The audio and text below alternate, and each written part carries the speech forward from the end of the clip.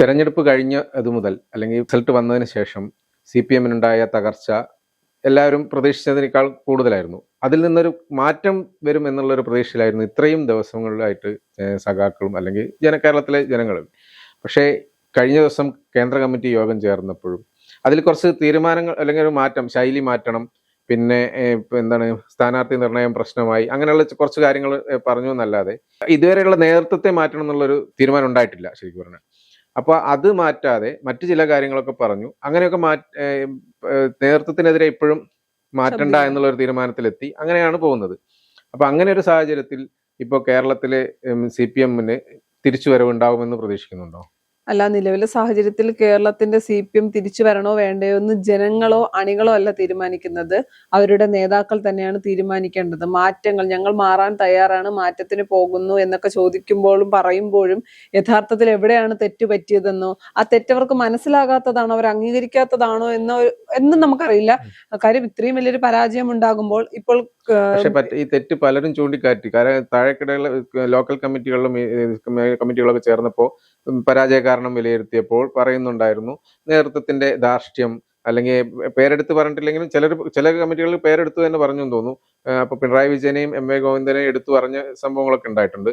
അപ്പൊ അങ്ങനെ ഉള്ളൊരു പറഞ്ഞിട്ടുണ്ടെങ്കിലും പക്ഷേ നേതൃത്വം ഇപ്പോഴും മാറ്റാനുള്ള ഒരു തീരുമാനം എടുക്കുന്നില്ല. അല്ല, നേതൃത്വത്തെ മാറ്റിയാൽ മാത്രം തീരാവുന്ന പ്രശ്നമല്ല CPM-ന്റെ അകത്ത് ഇപ്പോൾ ഉള്ളത്. അല്ലെങ്കിൽ നേതൃത്വത്തിലെ ഉള്ള ആളുകളെ മുഴുവൻ മാറ്റിയാൽ പ്രശ്നങ്ങളെല്ലാം അവസാനിച്ചു എന്ന് നമുക്ക് പറയാനാകില്ല. പ്രശ്നങ്ങൾ ഒരു പരിധി വരെ കഴിയും, അല്ലെങ്കിൽ ഒരു അണികൾക്കെങ്കിലും ഒരു ആശ്വാസം ഉണ്ടാകും നേതൃത്വത്തിലെ പല നേതാക്കളെയും മാറ്റുമ്പോൾ. എന്നാൽ പ്രശ്നങ്ങൾ പൂർണ്ണമായി പരിഹരിക്കപ്പെടുമോ എന്നൊരു ചോദ്യമുണ്ട്. ഇവിടെ പ്രധാനമായി ഇപ്പോൾ അവർ പറയുന്ന 3 കാരണം. ഒന്ന്, തെരഞ്ഞെടുപ്പിൽ സ്ഥാനാർത്ഥി നിർണയം പാളി എന്ന് പറയുന്നു. അത് എടുത്തു പറയുന്ന സ്ഥലം പയ്യന്നൂരും തളിപ്പറമ്പുമാണ്. 2 സ്ഥലത്ത് സ്ഥാനാർത്ഥി നിർണയം പാളുകയാണ് എങ്കിൽ അത് സംസ്ഥാനത്തെ ഒട്ടാകെ സ്ഥാനാർത്ഥികളെ എങ്ങനെയാണ് ബാധിക്കുന്നത്? അങ്ങനെയാണെങ്കിൽ 99-ൽ നിന്ന് 34-ലേക്ക് വരില്ലല്ലോ. അപ്പൊ 2 സ്ഥലത്തെ സ്ഥാനാർത്ഥി നിർണയത്തിൽ പാളിച്ചകളുണ്ട്, അപാകതകളുണ്ട്, അത് സത്യമാണ് എന്ന് പറയുമ്പോഴും സുധാകരനെ സ്ഥാനാർത്ഥിയാക്കിയത്, അല്ലെങ്കിൽ സുധാകരൻ മറുപക്ഷത്ത് സ്ഥാനാർത്ഥിയാകേണ്ടി വന്നത്, പയ്യന്നൂരിൽ മറുസ്ഥാനത്ത് അല്ലെങ്കിൽ CPM-നൊപ്പം നിന്ന കുഞ്ഞികൃഷ്ണൻ അടക്കം അപ്പുറത്തേക്ക് പോകേണ്ടി വന്ന, അല്ലെങ്കിൽ സ്ഥാനാർത്ഥിയെ വന്നത് CPM-ന്റെ പരാജയം കൊണ്ടാണ്. ഇനി ഏറ്റവും കൂടുതൽ ഇപ്പോൾ ചർച്ച ചെയ്യുന്ന, അല്ലെങ്കിൽ ഏറ്റവും കൂടുതൽ ഒരു വിവാദം എന്നൊക്കെ പറയുന്ന രീതിയിലേക്ക് പോയത് തളിപ്പറമ്പിൽ MV ഗോവിന്ദന്റെ ഭാര്യ മത്സരിച്ചതാണ് വലിയൊരു വിവാദത്തിലേക്ക്, അല്ലെങ്കിൽ അതാണ് വലിയൊരു പരാജയത്തിന്റെ കാരണമെന്ന് പറയുന്നു. ശരിയാണ്.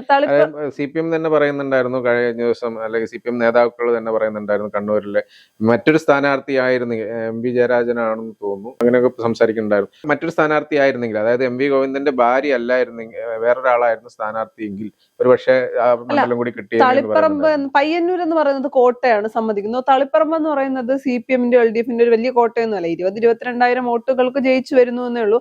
അവിടെ പരാജയപ്പെട്ടു. തളിപ്പറമ്പിൽ MV ഗോവിന്ദന്റെ ഭാര്യയെ നിർത്തുന്നത് കേരളത്തിൽ മുഴുവൻ നെഗറ്റീവായിട്ടൊരു ഇമേജ് ഉണ്ടാക്കുന്ന കാര്യമല്ലല്ലോ. ഇപ്പോ കോൺഗ്രസ് എടുക്കുകയാണെങ്കിൽ അല്ലെങ്കിൽ കുടുംബത്തിലുള്ളവരെ സ്ഥാനാർത്ഥിയാക്കിയതാണ് പരാജയത്തിന്റെ കാരണമെന്ന് CPM വിലയിരുത്തുമ്പോഴും, അങ്ങനെയാണെങ്കിൽ കോൺഗ്രസിൽ കുടുംബത്തിൽ നിന്ന് സ്ഥാനാർത്ഥിയില്ലേ, ഭർത്താവ് ഉമാ തോമസ്, ഉദാഹരണത്തിനടുത്തുള്ള ഉമാ തോമസ്, ചാണ്ടിയുമ്മൻ, ഇവരൊക്കെ ജയിച്ചില്ലേ? ഇവരൊക്കെ 2ാം ടൈമും ജയിച്ചു വന്നവരല്ലേ?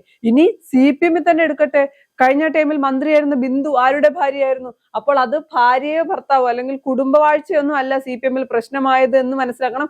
ഇത് സ്ഥാനാർത്ഥി നിർണയം പാളി എന്നത് സത്യം തന്നെയാണ്, പക്ഷെ അത് മാത്രമല്ല കാരണം എന്നൊരു കാര്യം കൂടി. പാലക്കാട് MP VK ശ്രീകണ്ഠന്റെ ഭാര്യ ജയിച്ചല്ലോ. ജയിച്ചല്ലോ. അപ്പൊ അത് പിന്നെ അതാണ് പറയുന്നത്, കോൺഗ്രസിൽ അങ്ങനെയുള്ളവർ ജയിക്കുന്നുണ്ട്, CPM-ലേക്ക് വരുമ്പോൾ എന്നാൽ CPM-ൽ ജയിച്ച ചരിത്രമുണ്ടല്ലോ. അപ്പൊ അത്തരം കാര്യങ്ങളൊന്നും ചൂണ്ടിക്കാട്ടുന്നത്, സ്ഥാനാർത്ഥി നിർണയം പാളിയിട്ടുണ്ടാകാം, അത് വസ്തുതയാണ്. പക്ഷെ അത് പ്രധാന കാരണമായി എടുത്തു പറയാൻ കഴിയുമെന്ന് എനിക്ക് തോന്നുന്നില്ല.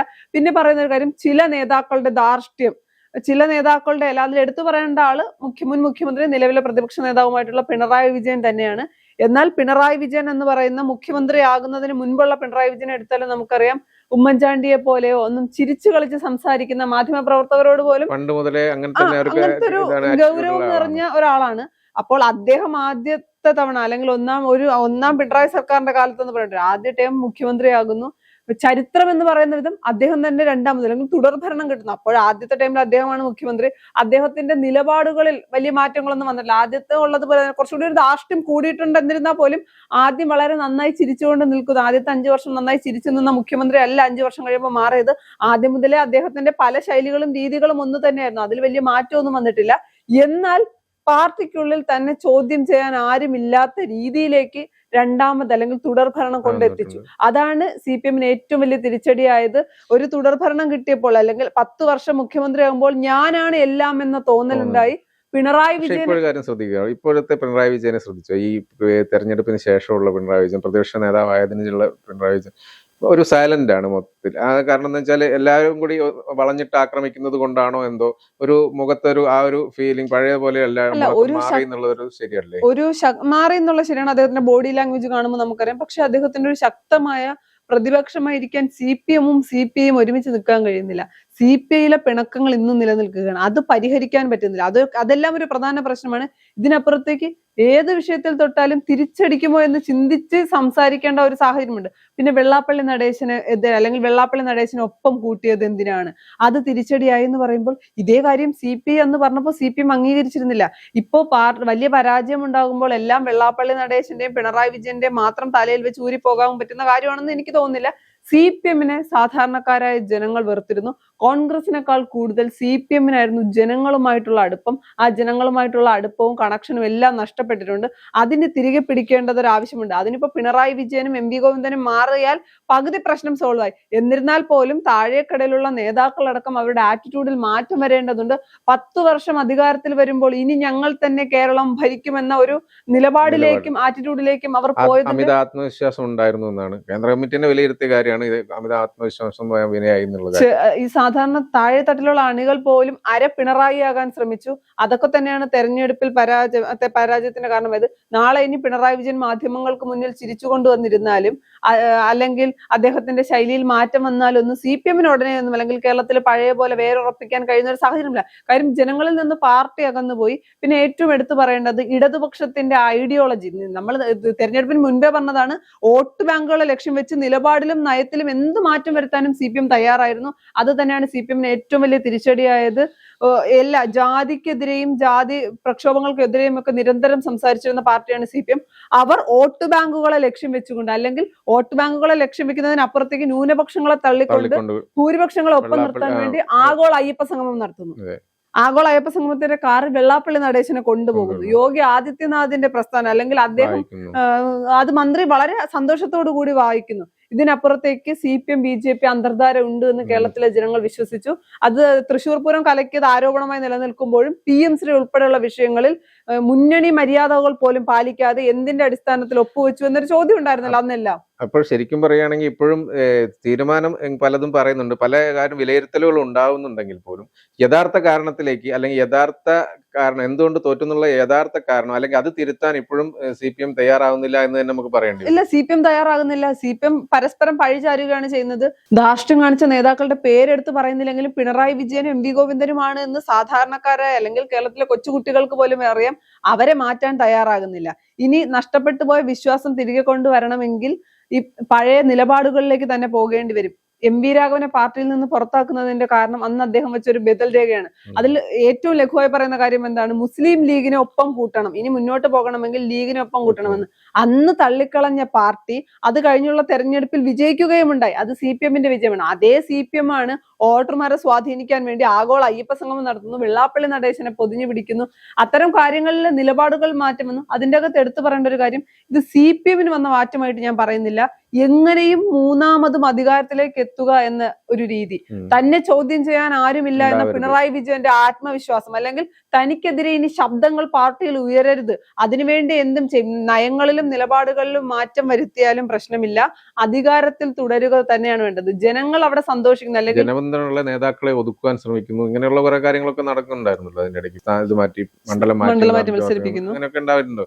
അതൊക്കെ ഒരു കാരണമായിട്ട് പറയാൻ പറ്റും. പക്ഷെ അതിലൊക്കെ വരുന്നത് പ്രധാന കാരണം ഒരു ധാർഷ്ട്യത്തിന്റെ രൂപത്തിലുള്ള പെരുമാറ്റം അതൊക്കെ തന്നെയാണല്ലോ. എന്ത് തന്നെയാലും ഈ ഒരു ഇത് ഒരു നീക്കവുമായി മുന്നോട്ട് ഇങ്ങനെ പോവുകയാണെങ്കിൽ, തിരുത്താൻ തയ്യാറാതെ മുന്നോട്ട് പോവുകയാണെങ്കിൽ അത് CPM-ന് വീണ്ടും തിരിച്ചടിയായിക്കൊണ്ടിരിക്കുകയല്ലേ ചെയ്യുക. കാരണം അത് UDF-ന് ഗുണം ചെയ്യുകയും ചെയ്യും. കാരണം ഇപ്പൊ തന്നെ നിരവധി വിവാദങ്ങൾ UDF സർക്കാരിനെതിരെ വരുന്നുണ്ട്. കാര്യമായിട്ട് പ്രതിരോധിക്കാനോ സമരം നടത്താനോ LDF-ന് കഴിയുന്നില്ല എന്നുള്ളതല്ലേ ശരി. സംസ്ഥാന സർക്കാരിന് എന്തായാലും നല്ല കാലമാണ്.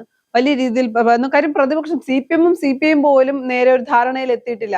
അവിടെ ഉപപ്രതിപക്ഷ നേതാവ് സ്ഥാനം വേണമെന്നൊക്കെ പറഞ്ഞുള്ള ചർച്ചകൾ നടക്കുന്നതുകൊണ്ട് CPM-ഉം CPI-യും തമ്മിൽ പോലും ഒരുമിച്ച് പോകാൻ പറ്റാത്തത് കൊണ്ട് അത് ഭരണപക്ഷത്തിന് ഗുണമാണ്. വലിയ രീതിയിൽ പ്രതിഷേധങ്ങളൊന്നും ഉണ്ടാകില്ല, എങ്ങനെയെങ്കിലും പോകാം. എന്നാൽ കേരളത്തിലെ ജനങ്ങളെ എടുത്ത് നോക്കുമ്പോൾ ഏറ്റവും പരാജയപ്പെട്ട ഒരു കാര്യമാണ്. ശക്തമായ ഒരു പ്രതിപക്ഷമില്ല എങ്കിൽ സർക്കാരിന് തോന്നിയ രീതിയിൽ പോകും, നിയന്ത്രണങ്ങൾ ഉണ്ടാകില്ല, എവിടെ പിടിച്ചു നിർത്തണമെന്ന്. ഒരു ജനാധിപത്യ രീതിയിൽ ഒരു സംസ്ഥാനം നന്നായി പോകണമെങ്കിൽ, അല്ലെങ്കിൽ ഒരു സംസ്ഥാനത്തിന്റെ സർക്കാർ നന്നായി പോകണമെങ്കിൽ അവിടെ ശക്തമായ ഒരു പ്രതിപക്ഷം വേണം. വിമർശിക്കേണ്ടത് എല്ലാ കാര്യത്തിലും വിമർശിക്കുന്ന പ്രതിപക്ഷം. പഴയ CPM-നെ LDF-നെ ഒക്കെ നമുക്കറിയാം, എന്ത് നല്ല കാര്യം വെച്ചാലും വിമർശിക്കും. അങ്ങനത്തെ സമരങ്ങളല്ല, എന്നാൽ ശക്തമായ സമരങ്ങൾ. തെറ്റ് ചെയ്താൽ അത് ചൂണ്ടിക്കാട്ടാനും തിരുത്താനും. ഭരണപക്ഷത്തിന് സത്യത്തിൽ പ്രതിപക്ഷത്തെ ഭയമുണ്ടാകണം. ഞങ്ങൾ ഒരു തെറ്റ് ചെയ്താൽ ഇവർ ഞങ്ങളെ ചോദ്യം ചെയ്യും, പൊതുസമൂഹത്തിന് മുന്നിൽ ഞങ്ങളെ വലിച്ചു കീറുമെന്നുള്ള ഒരു ഭയം സർക്കാരിനുണ്ടാകണം. നിലവിലെ സാഹചര്യത്തിൽ സർക്കാരിന് ഒരു ഭയവുമില്ല. സർക്കാരിന് തിരിച്ച് ഇപ്പോഴും പ്രതിപക്ഷത്തിരിക്കുന്ന LDF-നെ വിമർശിക്കാൻ, അല്ലെങ്കിൽ CPM-നെ പൊതുസമൂഹത്തിന് മുന്നിൽ വലിച്ചു കീറിക്കൊണ്ടിരിക്കുകയാണ് ഓരോ പത്രസമ്മേളനത്തിലും മുഖ്യമന്ത്രി VD സതീശൻ ചെയ്യുന്നത്. അതിനുള്ള അവസരം കൊടുക്കാതെ എത്രയും പെട്ടെന്ന്, അതിപ്പോ നേതാക്കൾ മാറിയിട്ടാണെങ്കിൽ അങ്ങനെ, നിലപാടുകൾ മാറ്റിയിട്ടാണെങ്കിൽ അങ്ങനെ, അതൊക്കെ ആ പാർട്ടിയുടെ ആഭ്യന്തര കാര്യമാണെന്നാണല്ലോ അവർ പറയാറ്. അതുകൊണ്ട് എങ്ങനെ ആയാലും CPM നശിച്ചാൽ അത് ഗുണം ചെയ്യാൻ പോകുന്നത് BJP-ക്ക് ആയിരിക്കും. കേരളത്തിന്റെ മനസ്സ് BJP-ക്ക് അനുകൂലമായ ഒരു മനസ്സല്ല, പക്ഷേ BJP-ക്ക് അനുകൂലമാക്കി എടുക്കുന്നത് CPM-ന്റെ നിലപാടുകളായിരിക്കും.